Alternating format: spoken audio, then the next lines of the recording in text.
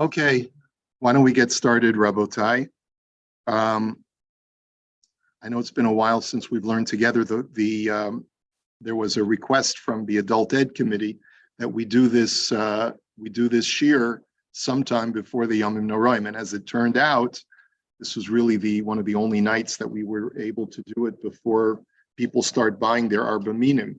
So that was the reason why we sort of combine this with the Sugya Shir. But Amir Hashem, the plan is to resume the Sugya Shir very soon after the Yomim Tovim. Okay, so I have here a comprehensive guide that I designed for the purpose of, let's say, once going through it together, you should be able to use this and take with you to your moicher lulav and esrog, and to be able just to review the halachos. Okay, so the disclaimer that we give is that we're detailing what the optimal requirements are. I'm just going to share this on the Zoom. Just give me 1 second.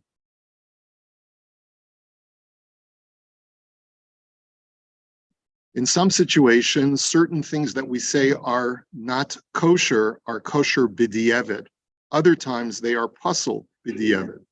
Other times it will depend upon whether it's the first day or subsequent days of Sukkot, since we are machmer. So our goal is to tell you how to choose the best lichatchila, the most mehudar, the most beautiful, and we'll also maybe take a look at things kosher b'di'evet as well.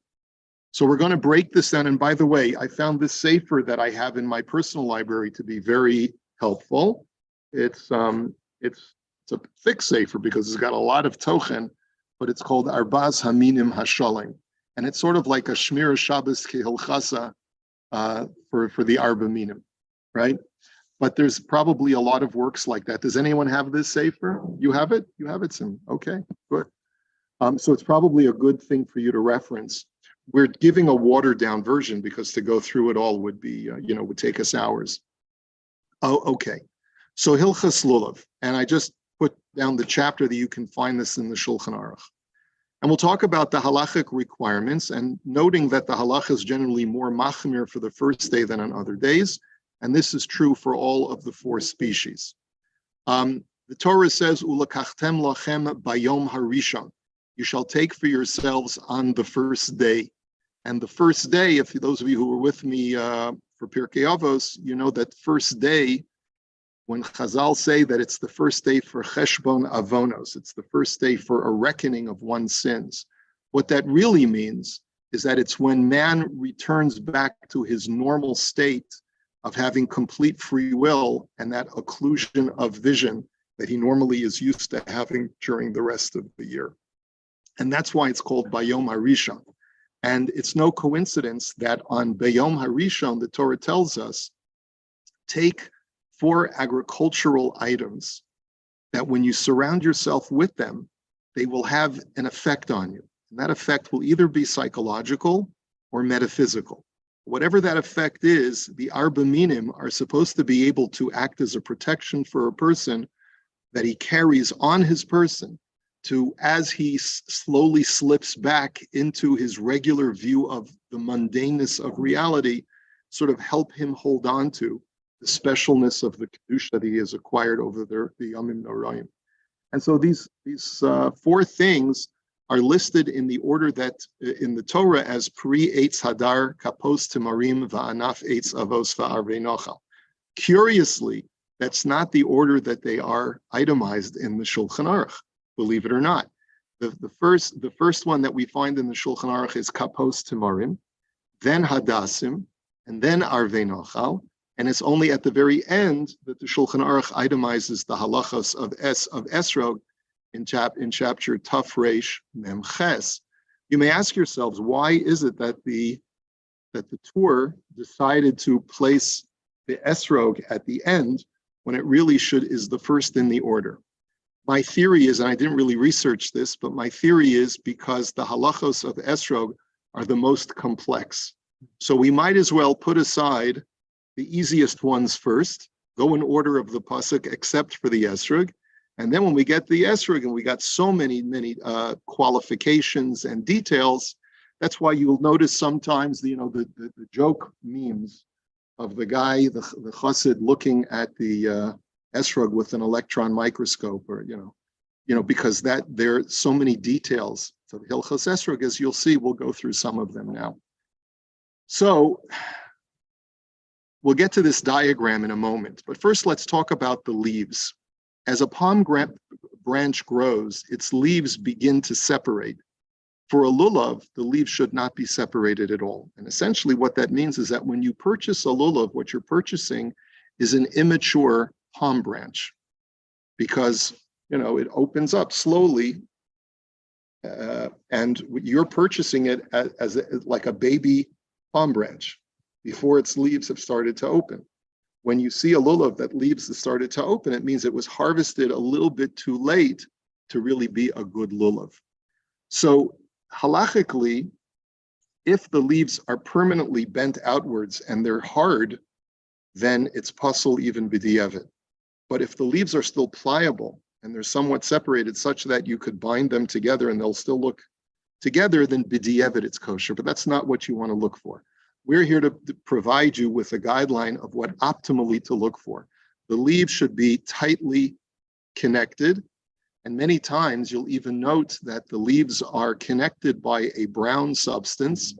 I don't know what the scientific name for that is. We in the yeshiva, we called that mach. I don't know what that word mach means, but as you'll note, sometimes the mochrim, I've been told by many of the mochrim that it's actually best to buy lulavim that are covered with this mach, because you sort of can't inspect it carefully. In other words, it has a chazaka of being all connected. And when you have this brown stuff sort of binding everything together, there's a good chance that you can rely on its kashrus without having to go through a thorough inspection. Now, the leaves cannot be separated from the shedra, which is the backbone of the lulav. Now, the backbone of the lulav is that green strip that runs along one side of the lulav. If the leaves are separated, then even binding the lulav or gluing them back together does not make the lulav kosher. The shedra itself should be straight and not bent.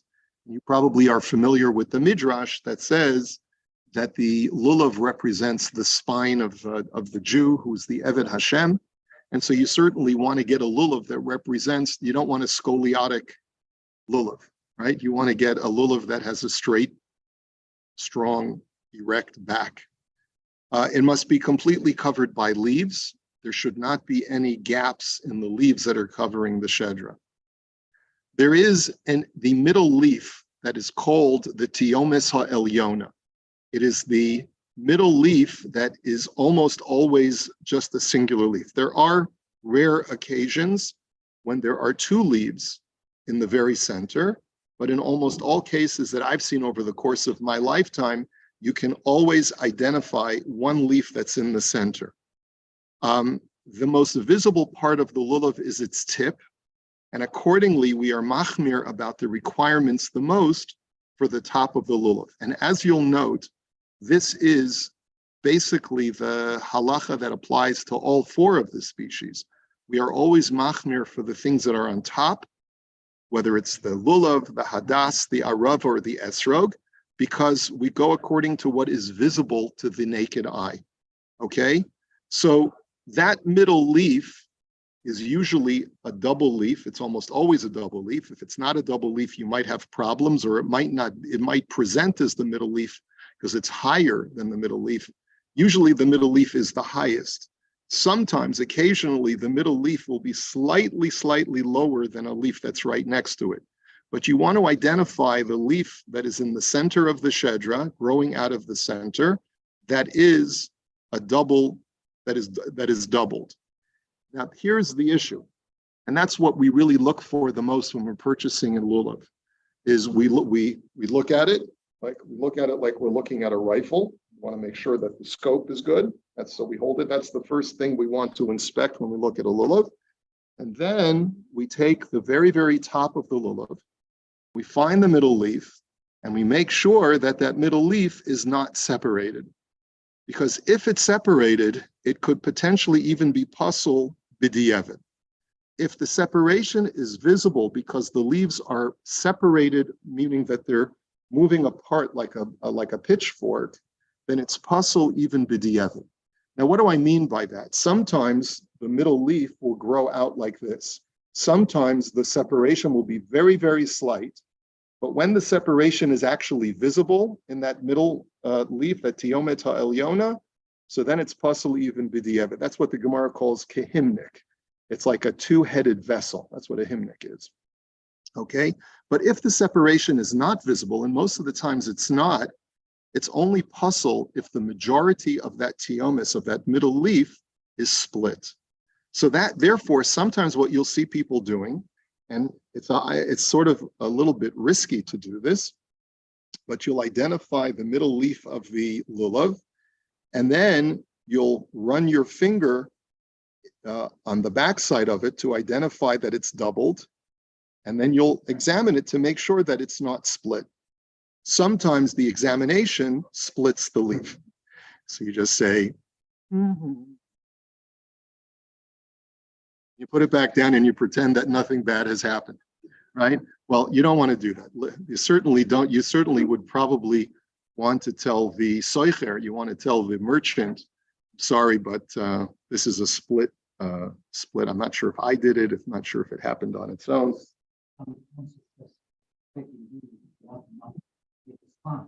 That's right. That's right. So first of all, the thing that's most important is that lichatchila, you should try to make sure that that middle leaf is not split at all. There are times when it's very hard. I remember spending literally days when I was a bacher in yeshiva in Eretz Yisrael, a completely innocent babe in the woods, going to Mea Sharim at those open tables and trying to find a kosher lulav, a kosher hadas. And after just being a rookie, learning just the basics of these halachos, it literally took me 2 days before I found something, because everything was split. All the hadassim were not mishulash. And it was one of the worst experiences of my life trying to find Arba Minim. A lot of times, you may want to ask the merchant, please help me find a lulav where the tiomes is not split. And a good merchant will take the time to help you, because most people really aren't looking for that. So he may actually help you he'll take the time with you, and he'll find something for you. As I mentioned, if you find a lulav that has that mach on it, you shouldn't remove the mach just to examine the leaf. You can rely on a chazaka that it's kosher. Leave the mach in its place. It'll keep everything intact. And that's what I do. I try to buy a lulav that either has mach or has a knippel, which I'll talk about in a little bit. Okay. Some, meaning the Taz, are lenient even lechatchila, as long as the tiomis is not split more than a tefach, which is about 4 inches. But the Chazon Ish is machmir, and he says even the slightest split is pasul, especially since there's a likelihood that a partial split will only increase with the shaking of the lulav. So therefore, best, if you can find it, and the supply is good, try to find a middle leaf that's not split at all. If you can't, you can rely on the Taz. If the tiomis is clipped at the top, it's pasul. And then you have this machlokus regarding a knippel. Now, what is a knippel? A bent over tiomis. Has anyone ever seen that? It almost looks like a parrot's beak. Yeah, is the way I would describe it. It's like a little bit that it's growing and it's curvy, like that. It curves over. So there's a big machlokus about this, whether this is a lichatchila or whether it's pasul b'di'evet. In other words, you have really min hakatza el hakatza. The Rosh was of the opinion that this is the best possible lulav that you can get, because this guarantees that the tiomis will not be split when you have the knippel, because sort of almost like locking in the middle leaf, preventing it from splitting, right? But other poskim feel that one should dafka not procure a lulav with a knippel, because we know that if the shedra is bent over, then it's puzzle. So some say that even that little knipple at the top represents a bent lulav, and that you're not supposed to use it. I have always had the minhag to try and find either a lulav with mach or with a knipple, because I go like the rush. But I do register that this is a concern, and I would understand why someone would not want to get a lulav with a knipple, which is not to be confused with a knepple. My wife has a knepple. What do I mean by that? I learned about this when I got married, and I'm not sure if it's only among the Hungarians. A knepple is a stash that a wife keeps for herself, but never tells her husband. And she learned that from her mother. So, you ever hear of a knepple? You have heard about it. So. Does your wife have one too? Oh, well,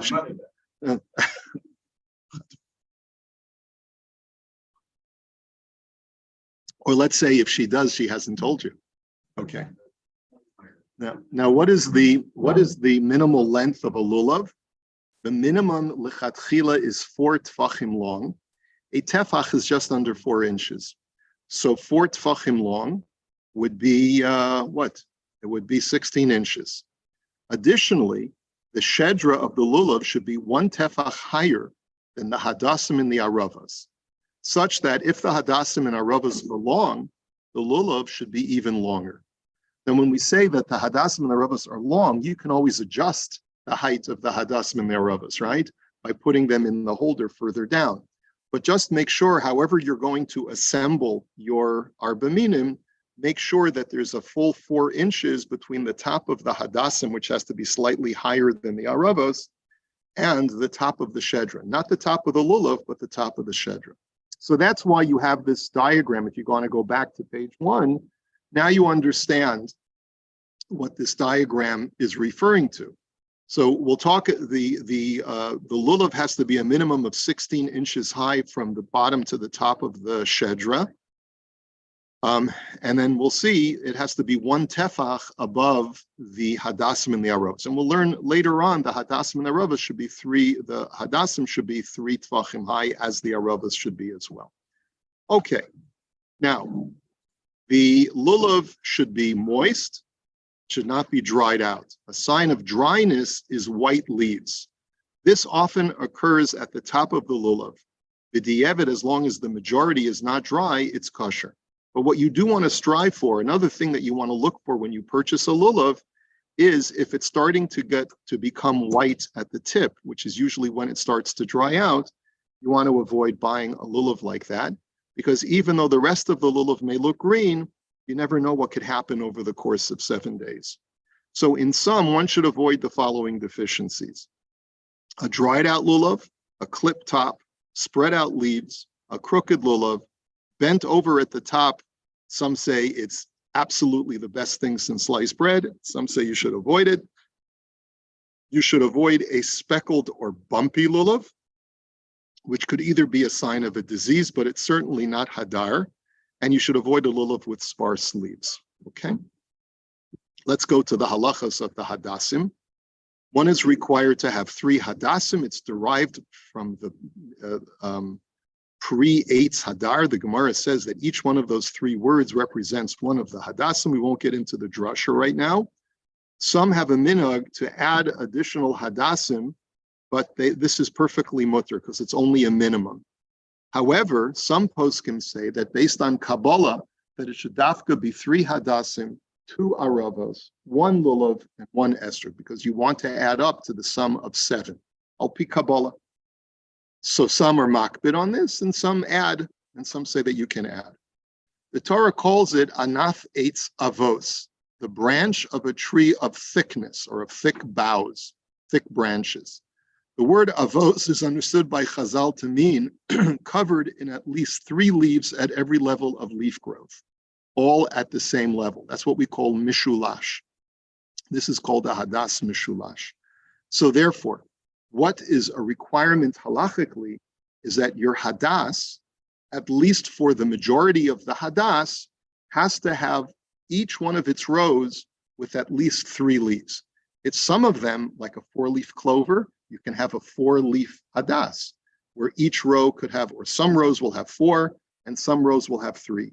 But you cannot have to make it a kosher hadas, where one row has only two, and then something beneath that is one leaf, or another, or two, or one. That's not kosher, at least certainly not lichatchila. If the leaves are not properly organized and distributed, such that the leaves are all on different levels instead of at least three on the same level, this is called a hadas shoteh. It's a crazy hadas, right? It's a wild and crazy hadas, and therefore is puzzle. And that's literally the name that the Gemara gives for it. One should strive for all three hadassim to be mishulash, but at a minimum, at least one must be mishulash.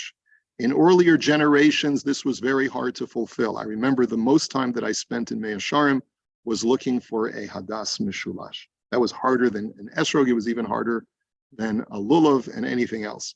But today, we can purchase prepackaged and inspected hadassim. And I certainly recommend that it's worth it, definitely worth your while, to spend a little bit extra money. I think that it comes with the price of the package. When you pay for the level of estrog, you already get, I think our mocher over here does that automatically. And that's become pretty standard in most places today. I mean, that wasn't, how long ago did we start doing that? What, 20 years ago? It hasn't been more than, what? Not even 20 years. But today, they got these little yeshiva bachrim, some probably in Israel somewhere, just making sure that everything is mishulash. Now, there are different grades of prepackaged hadassim. What is the difference in grades? Based on the shiur, is it the shiur of Reb Chaim Noah? Is it the shiur of the Chazon Ish? Is it mishulash throughout? Is it only mishulash berubo? So lichatchila, the entire branch should be mishulash. Because this is hard to find, one can be lenient as long as the majority, i.e. at least 1.5 tfachim of the hadas is mishulash, even if it's not at the top of the hadas. As long as you have a contiguous 1.5 tfachim, which would be 6 inches of the hadas is mishulash, where each row has 3 leaves, then you can be somech on that even lechatchil. But again, try to invest a little bit more. The leaves of one row should always optimally reach the base of the leaves of the row above it, so that there's no space visible between the rows of just branch without leaves. Another important qualification, okay? Now, sometimes you'll note that the hadas is more densely populated with leaves the further to the top you get. And towards the bottom of the branch, it becomes more sparsely populated with leaves. As long as the first 3 tfachim, and even, you can be samich even if the rove, even if 1.5 tfachim are the leaves covering each other, then that's okay. In some, one should avoid the following deficiencies. It should not be dried out. It cannot be clipped on the top. Or if the Gemara talks about if there are more berries than leaves. There are some species of myrtle branch that have something called berries, anavim. And that we generally don't find in the hadassim that we purchase today, but that is a phenomenon that one can find. Okay, let's go on to the next one. The halachos of Arba are probably the easiest to satisfy, but there are still qualifications. One must have no less than 2 aravos because the Torah says arvei nachal. Arvei is in the plural, so you must have a minimum of 2. Some have a minhag of adding a new arava every day of Chol HaMoed, but not on Yom Tov itself, because you're not supposed to be kosher the Arba Minim on Yom Tov, which is why you should really be assembling your Arba Minim before Yom Tov. What I mean by assembling is at least put them in the holder. And that means that on the morning of the second day of Yom Tov this year, when you realize, oh, I didn't put my lulav and esrog together, it could potentially be a problem unless you push down on the on that Chinese handcuffs kind of apparatus, so that the hole is very, very large, and just drop the aravos and hadassim in. But really, it's better not to do that on Shabbos or Yom Tov. And Shabbos it's muktzah, but even on Yom Tov, it's really better. Lechatchila, you should avoid doing that completely, and that's why the minhag is not to add aravos on Yom Tov. So some people add a new arava every single day of Yom Tov. Other people are concerned about the number 7, like we mentioned before. But today, because our aravos are available in abundance and they're very inexpensive, it is a nice minhag to at least replace the dried out aravos as soon as they become dried out. Again, not on Yontif, but during Chol HaMoed. Find someone who grows an aravos in their backyard, or find someone that you can get aravos from. The three signs that you've got in arava and not at saftsafa. So the Gemara actually says that there are two types of branches that are similar, but there are signs that one is kosher as an arava, and the other one is called a saftsafa, which is not a kosher species of arava, but sometimes in times of the Gemara especially, people got confused. The leaves of an arava look stretched out like a brook, right? We call them, according to the Medrash, that they look like a mouth, right? They're thin and they're long. But the reason why they're called arvei nachal is not just because they grow by a brook, but because just like a brook stretches out and is narrow, so too the leaves of the arava are like that. And at saftsafa, it has more like circular leaves or oval leaves. The arava has smooth edges. The saftsafa has jagged edges like a saw. The arava branch is reddish.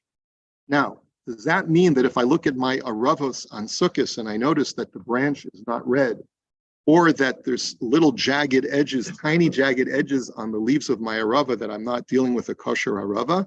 No, because some aravos have small jagged edges, and since they still grow near water, they're still kosher. And sometimes the arava branch will still be green, but that's just because it's immature, but eventually will redden.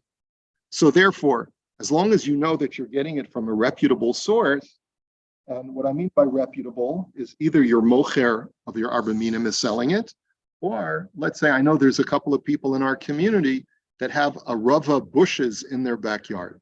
Now, what does that mean? It means that 1 year after Sukkot, they took their aravos and they planted them, and they got an arava tree or an arava bush. It's really more of a bush than it is a tree. And sometimes they can grow on trees too. But if you know for a fact that the original growth was from an arava, so then you can be somech on it. But I wouldn't suggest that you paskin on your own unless you have someone who can definitely give you edus that this is an arava tree. The length should not be less than 3 tfachim, just like hadas, b'di'evet 2.5 tfachim. In some, one should avoid the following deficiencies. It should not be dried out. It may not be clipped on top. Now, many times the aravos, as they dry out, the leaves fall off. So already a dried out arava is not optimal. It's only kosher b'di'evet when you have no other choice. But when the leaves fall off, if the majority of leaves have fallen off, then it's puzzle even b'di'evet.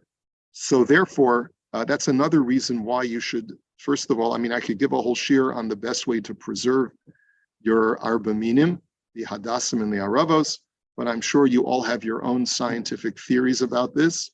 Many doctoral theses have been thought of in people's minds about the best way to preserve their Arba Minim. So I'm not going to share with you my secret. I'm sure your secret is better, but try to do your best. I will tell you this, I've noticed that it is harder to keep the Aravos and Hadassim fresh in Toronto than it is in California. For some strange reason, I think it has to do with the climate. Maybe the air is a bit drier. I'm not really sure why that is. That doesn't sound logical, but anyway, finally, let's go into Hilchos Esrog, which is probably the most in-depth. It is helpful to understand the anatomy of an esrog when discussing the halachas of an esrog. The very top of the esrog is comprised of 2 parts called the pitum and the shoshanta. And as we'll see, both of those things are really important to keep attached to the esrog. There's a very thin green or yellow outermost peel, then it becomes pale yellow, thicker underskin, then a white pulpy bulk of the esrog. Then you have clusters of very small clusters of juice-bearing sacs. That's one of the major features of an esrog versus a lemon, is that a lemon has much more juice sacs and less rind, whereas an esrog is almost completely rind and very, very little juice sacs. And also what the Gemara points out is that the seeds of an esrog are vertical. They are parallel to the esrog itself, whereas the seeds of a lemon usually are horizontal. Soft white core. And then you have at the very bottom of the esrog, you have something called the oketz, which is the stem. That's where you pull off the esrog off of the tree. One should only purchase an esrog with a certification, since many esrogim are murkavim, grafted from other citrus fruits, such as lemons, which makes them pasul either lechatchila or b'diavad, depending upon the level of grafting and depending upon which posek you hold by. Now, the size. What's the minimal size of an esrog? The esrog may not be smaller than a conventional chicken's egg. According to the Chassam Sofer, you go according to the way that eggs are sold conventionally in the market today, or in his case, in the late 18th, early 19th century. But according to the Chazon Ish and the Bir Halacha, the minimal shear is the size of 2 eggs, based on the idea of niskatnu hashiurim, that things have gotten smaller over time, that eggs have gotten smaller over time. And so optimally, this ranges anywhere between 57 grams and 100 grams. I know that's a measure of weight and not of volume, but using water. So it's 57 milliliters of space or 100 milliliters of space. There is no maximal size to an esrog. So if you see a Teimani holding an esrog, which is huge, it's still a kosher esrog. There is no maximal size, although there is this inyan of being able to hold the lulav in the esrog with both hands. If the esrog is so big that it's difficult to hold everything together, that might present a logistical problem, but the esrog would still, in and of itself, still be a kosher esrog. It is considered a hiddur to avoid buying a small esrog. In other words, you want everything to be gesund and healthy and big, right? Big is a sign of health. So therefore, you want your esrog, it shouldn't just be a minimal sized esrog. You don't have to strive to get a huge esrog, but it should be a healthy size. The esrog must be completely intact without any deficiency. This is based on the psukim, the pasuk that says, ulakachtem lachem.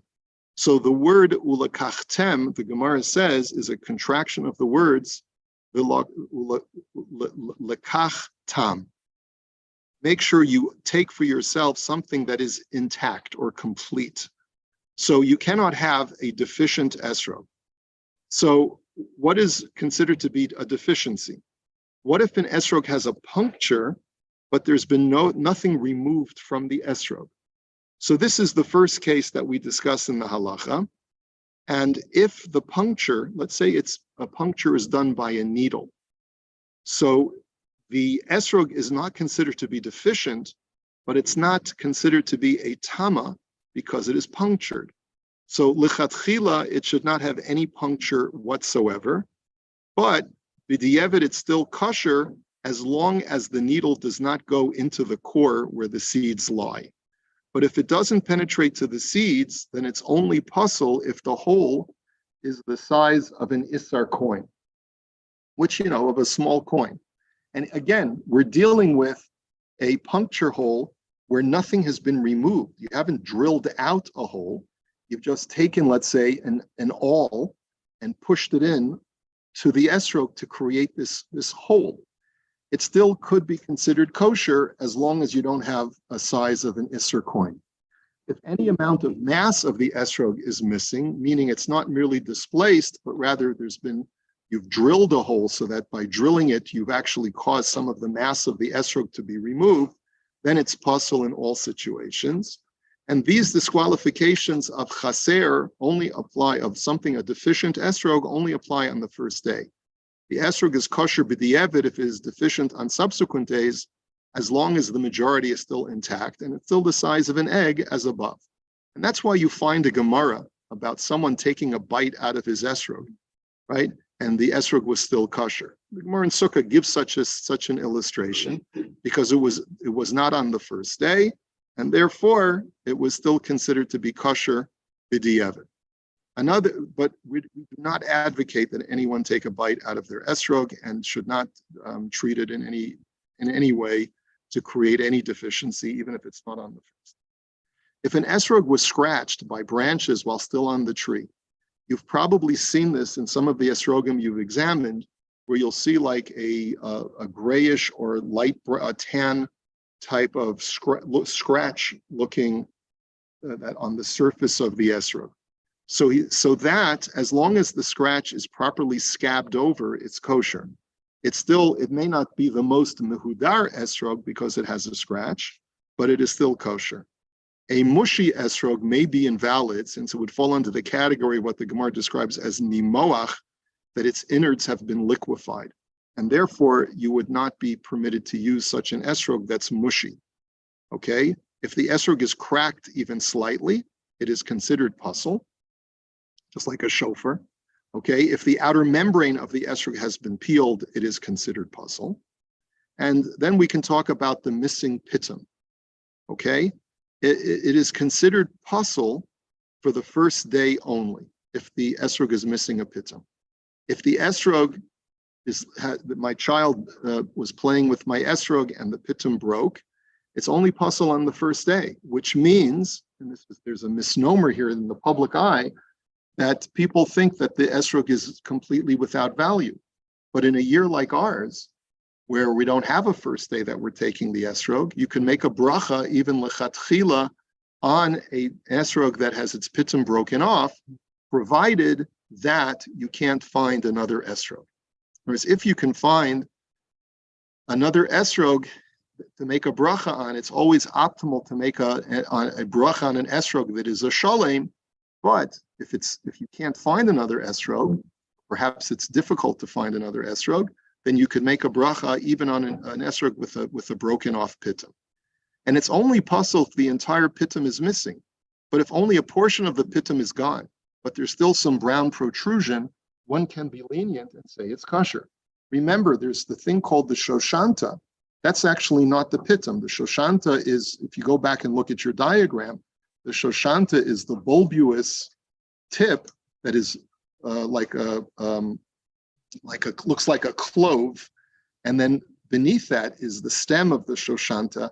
That's the pitum. So even if a part of the shoshanta is removed, but you still have this brown protrusion, it's still kosher even lechatchila. Okay. If an esrog grows without a pitum, it is kosher. And if, however, instead of a pitum, there's a concave depression that penetrates to the center of the esrog, it's puzzle, even if it grew that way naturally. So you want to be careful about that. We always recommend that people with small children purchase an esrog without a pitum. It's kosher lechatchila. There's nothing wrong with it. And you're not going to yell at your children. So it's a win-win, right? If you purchase an esrog that doesn't have a pitum and it grew that way. What if the esrog is missing an oketz, which is the bottom stem, the place from where you harvested it from the tree? So if the oketz is completely missing, there's no green at all, and all you're left with is the depression in the esrog, then that's considered to be pasul. But if there's still some of it left, such that the hole is covered, the hole where the stem was growing, then it's kosher. In a dire situation, b'shas hadechak, when there is no other esrog available, one may make a bracha on an esrog whose pitum or oketz has been removed, as I mentioned before. Now, one should avoid the following deficiencies that make the esrog not hadar. Now, we are even though there's this concept of hidur mitzvah for all four of the Arba Minim and for every mitzvah. There's a concept of lahaderet mitzvah because of Zeke Livian Vehu. This is my Lord and I will glorify him. So Chazal say that every mitzvah is hisna'eh lefanav the mitzvahs. Make every mitzvah that you do beautiful. So therefore, you want to get a talis na'eh, you want to get a nice talis, you want to get tfilim na'im, right? You want to spend more on a tefillin, you want to get a sefer Torah that's na'eh.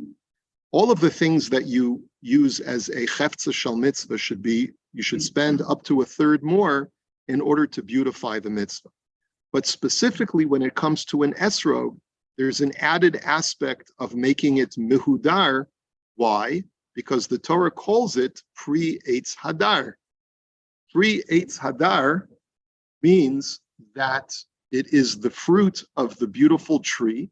And so therefore the Torah designates it, a symptom of it being an esrog is that it's beautiful. I have a granddaughter whose name is Hadar. And my son just sent me a video of her crawling on the ground to grab a grape. So I called the video pre-Eitz Hadar. But anyway, that was my punt for the day. But in any event, so that's the reason why we're makbid on more specific items for the esrog than we are with the other species. Okay, now, so dried out or even shriveled partially is not going to be hadar. And certainly trying to go on the cheap and use your esrog from last year, that's a no-go, okay? Because you can certainly going to be puzzled. There's a condition that the Gemara identifies called chazazes. And it's not clear whether it's a type of mold or other kind of disease that can sometimes strike a citrus fruit and it causes it to be covered with small dots. Most poskim only say it's puzzle if the majority of the esrog is covered with dots. But if only a small portion is covered with dots, it's still kosher. It may not be mohudar, but it still would be kosher. One should be particularly careful with what we call the chotem portion of the esrog. Now, the chotem portion of the esrog is, the Gemara describes the esrog, and this is one of the differences between a limon, a lemon, and an esrog. A lemon is lemon-shaped, or we can almost say pear-shaped. In other words, it's round, okay? An esrog is asui kimigdal. It's made like a tower. Now, what does it mean it's made like a tower? It means that it's cylindrical in the body of the esrog, and then it tapers inwards going upwards. So almost imagine like the Empire State Building, which is straight up, and then it tapers at the very top. So that tapered area is called the chotem of the esrog, and it is considered to be the most visible portion of the esrog, and as such, we strive to make sure that it be more free of any defect than in any other area of the esrog. So when you want to sort of follow along somebody who knows how to look for a good esrog, you will notice that what they first do is they take the esrog out of the container and they hold it with the pitum facing right in front of them. Because what you want to do is you want to look at the chotem, right, first and foremost, to make sure that it is free of defect or any spotting or any stains. And then secondarily, you look at the rest of the esrog, because the further down you go on the esrog, the less visible the defect is, and therefore the less important it is as far as the muhuder aspect of the esrog. So therefore, some poskim therefore say that if there's a black dot of mold or disease on the chotem, it is puzzle. But if the dot can be removed without removing any mass from the esrog, it's kosher. Therefore, you may have noticed that sometimes the mocher will carry around a toothpick with him. And if you show him, hey man, what's this dot? What's this black dot? He'll take a little toothpick, just try to very, very gently see if it's removable, because many times it's just dirt or an external growth that easily comes off. And as long as he can pick it off without pricking the actual meat of the esrog or the skin of the esrog, then it's totally fine, and you shouldn't have any hesitation in getting it. The poskim are only machmir about black dots when they have a three-dimensional mass. But if it's just a flat stain, it's kosher. So one of the things that you'll want to look for is if you do find a dot on an esrog, it could be a sign of chazazis, of some kind of, like a negative attachment to the esrog, but feel it. If it has a little bump, so then you should be more cautious. But if it's completely flat, you don't have to worry about it at all. Now, as far as the color of the esrog, if the esrog is reddish, it's kosher, provided it's not a deep red. But a totally green esrog is puzzle, since this means that it's an unfinished fruit. So mamish, totally green. There was one year I got a totally green esrog, but the mocher said, don't worry, put it in a paper bag for a few days and it'll start to get yellow. And that's actually what happened. I got it like 3 or 4 days before Sukkot. If you do happen to get an esrog that is green, put it in a paper bag that'll accelerate the ripening, and it should turn at least partially yellow. And because if it's only partially green but also partially yellow, it's kosher. Unusual spotting, which is what the Gemara calls minumar, even if not from disease, just naturally occurring, would make the esrog no longer hadar. It may still be kosher, but you want to avoid getting anything that has stains or spots. If it's rancid or rotten because liquid was spilled on it, if it was cooked or pickled, those are things that would make it non-kosher. A completely round esrog is puzzle.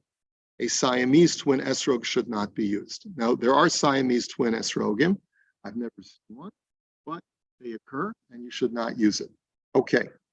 Finally, there are 5 Mahudar signs that the Tiferes Yisrael in his Mishnah commentary provides, which I think is a great way to end the shir, because he sort of gives you the 5 guidelines that you should look for most when purchasing an esrog. Number 1, it should be clean, naki. This is particularly true for the chotem, the top part of the esrog, which should be optimally be clear of any defects of color, scratches, spots, stains, etc. Number 2, he says it should have belitos. Belitos are considered to be part of the attractiveness of the esrog. It's bumpiness. I don't know why that's considered attractive. I guess I'm not really attracted to fruit, but it's considered to be muhudar because it sort of distinguishes the esrog as being different from other citrus fruits, because a lemon is not bumpy. An oketz mishuka. What is an oketz mishuka? It means a sunken oketz. So you look at the bottom of the esrog, and sometimes you'll see that the oketz really is all the way pushed in, and it has like the rest of the esrog protruding all around it. That's actually one of the ways to know that an esrog is an esrog and not a lemon, because a lemon's oketz is completely outside, and an esrog oketz is indented, it's concavely inserted, okay? So that's also considered to be a hiddur. And the 4th one, he says it should be kimigdal. It should be like a tower, like I described, cylindrical in the center, and then tapering upwards like a skyscraper, like the Empire State Building, but not spherical like a ball. And finally, a pitum that is complete and well-centered, meaning shoshanta, which is that little clove-like ball on top of the pitum, should be shalema, umechuvenet. What does it mean, umechuvenet? Sometimes you'll find an esrog where the pitum is off-center. So you optimally want to get an esrog that is sort of, what's the word I'm looking for? Symmetrical. Thank you, Marvin. You want a symmetrical esrog so that no matter how you turn it, the pitum ends up in the center of this migdal, of this tower. So those are the things you want to look for. And I would recommend that you take this guide with you when you go to your mocher. Tell him you went to a shir and you want, when you choose your esrog, you want these 5 things, and he'll charge you double of what you had planned to pay, right? But so you always have to balance, of course, the economics with, the beautification of the mitzvah. And that's something for all of you to decide how you want to do it. A gartel. Yeah, well, the gartel, right, is in the center of the migdal, right? So there's some people who are try to find, what you mean by a gartel is that it's indented all around in the center of the migdal, in the circumference in the center. Yeah, that's not what the Tiferes Yisrael brings down, but certainly that's something that's brought down in some form. Okay, so we'll hold it here. When we wish you a ksiva v'chasima tova, happy shopping and hunting. I hope you find something beautiful that should give you a good judgment for the whole year. So I think we'll